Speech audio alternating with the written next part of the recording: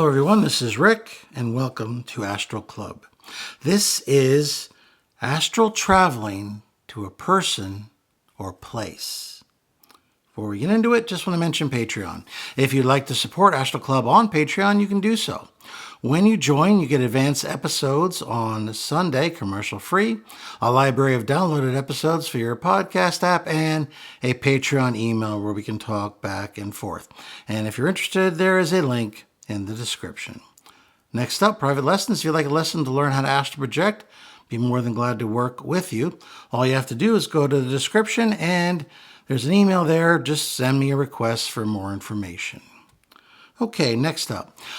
I often have questions, requests from people saying, how do I travel to a particular person or a place? Now, that can be a challenge, especially for newer projectors. If you've got a close relationship with the person involved and you've got a good mental image of them, that can be sufficient to get to a person. If you've got also a strong mental image of a place that you've been to many times, let's say you've been to Disney World many times, chances are you could project to Disney World if you like, and you probably could get on all the rides you wanted to because you could cut the line and nobody would be able to say anything about it. But let's say you don't have all of that really firm in your mind. What are some of the other ways that you can use to travel to a person or a place? Now, before I get into it, I just want to mention here that I believe that it's necessary to get a person's permission if you're going to travel to see them. And if you're going to go to a place, if it's a public place, no problem. But if it's a private residence, then you should get permission from that person before you try to travel. At least that's what I go by. So what are some of the other ways you can do it? Well, a photograph works great. If you've got a photograph of the person, especially a recent one, or if you have a photograph of the place that you'd like to travel to, those are great ways to go places. I mean, we're lucky nowadays because you've got Google. All you have to do, for the most part, is go to images and Google whatever place you think about. Or you can even Google, pictures of people and they'll pop up.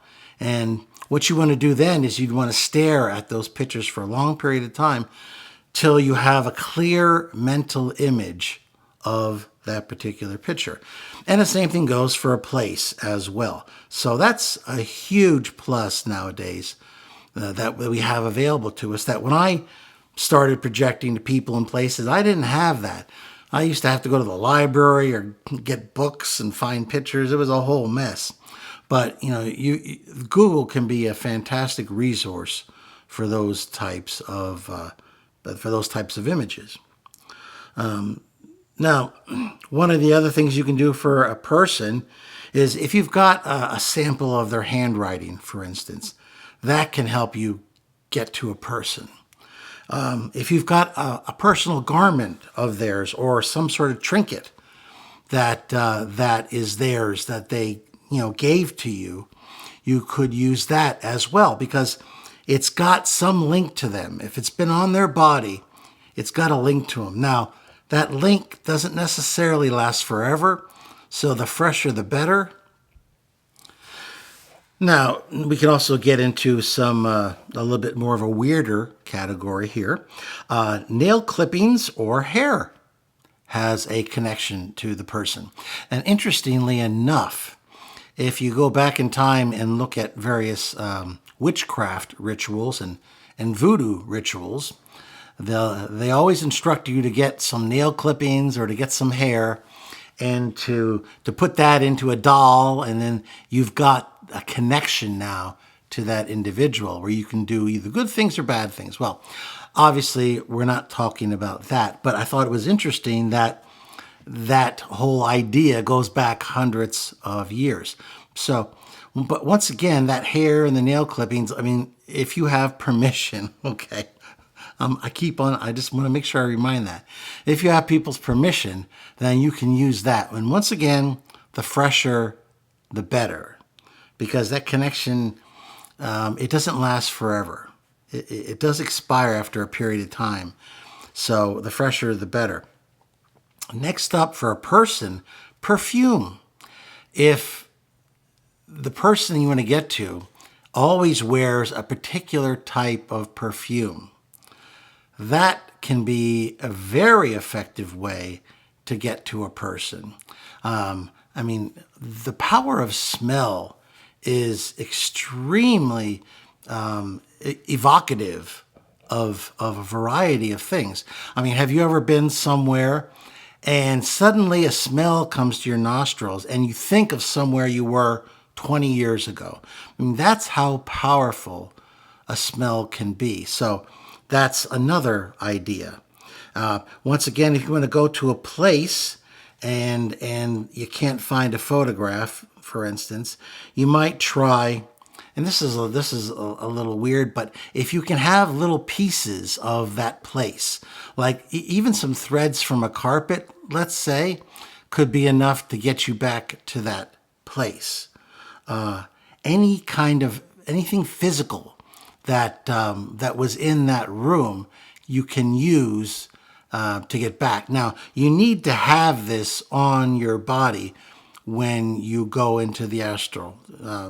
So you need to have these things, these whatever, nail clippings, hair, pieces of a carpet. You need to have that on your physical body when you begin your astral projection. If you're good at drawing, you can draw that place you want to get to, and if it's good enough, if it's real enough, it can be sufficient for you then to travel to this particular place. Now, let me caution you, if you're making fantasy drawings or something like that, you might end up creating some sort of a thought form, and you might end up going to that thought form. But that is something that you've created and that it'll disappear soon after you leave, so it doesn't really have existence. What I'm talking about now is actually going to very real people in very real places. Let's say you want to go back to a beach, or you want to go back to a beach where you visited a while back. Well, if you had collected a little bit of sand from that beach or a little bit of seawater from that beach, if it's fairly fresh, you can utilize that to return to that beach as well. So these are some of the ways that you can travel to a person or a place. And, over the years, I've used a variety of these things to go to people or places. Now, I've mentioned in the past that that once you actually go to a place in the astral, you can capture the ident, the feel of that place or person. And you can only get that when you're in the astral. It's still possible in the physical, getting the ident, but you really have to be excellent at astral projecting in order to do that while you're in your physical body. For somebody who's newer, good luck, it's not going to work. But if you can collect these things in the physical, then you can use them to return to that person or that place in the future when you wish to astral project. Or, like I said, once you're there in the astral, then you don't have to worry about that physical stuff, because now you've got the ident, the feel of the place in the astral.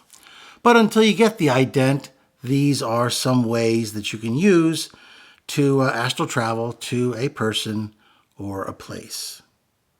Well, if you like that, please hit the like button, share it with those of like minds, subscribe if you haven't already, and questions and comments. Have you ever traveled using any of these methods to people or places? Are there any places you'd like to go? Is there anybody here who wants to go to Disney World and try to ride rides for free? Or where would you like to go? Why don't you tell me where you'd like to go? And just put it down there in the questions in the comments section. And as always, this is Rick, and I will see you on the astral plane.